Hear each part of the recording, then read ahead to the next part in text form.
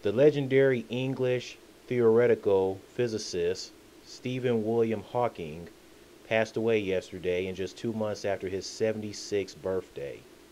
His family stated he died peacefully.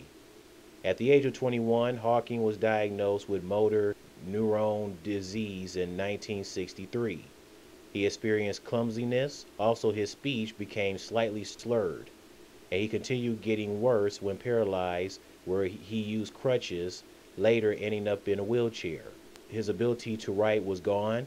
He couldn't speak anymore, so luckily, he received a computer program called the Equalizer for him to speak and communicate.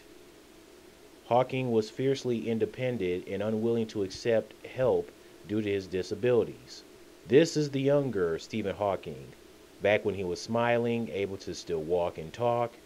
He pulled through his disabilities, and the disease lasted with him for 55 years, for 5 decades. Did you hear me? 55 years, for 5 decades. He was diagnosed with the disease in 1963. 55 years. In the next 5 decades, he had to go through this. In the 70s, 80s, 90s, 2000s, and this decade in the 2010s. He went through a lot. At least he doesn't have to worry about suffering through the pain of being paralyzed in a wheelchair. He made his animation cameo appearances on The Simpsons and Futurama. He also made cameo appearance on Star Trek. And you know the cast of The Big Bang Theory honored him since he did make some guest appearances on the show. Rest in peace, Stephen William Hawking. You know, we should be blessed that any of us out there have not been diagnosed with motor neuron disease like poor Stephen Hawking.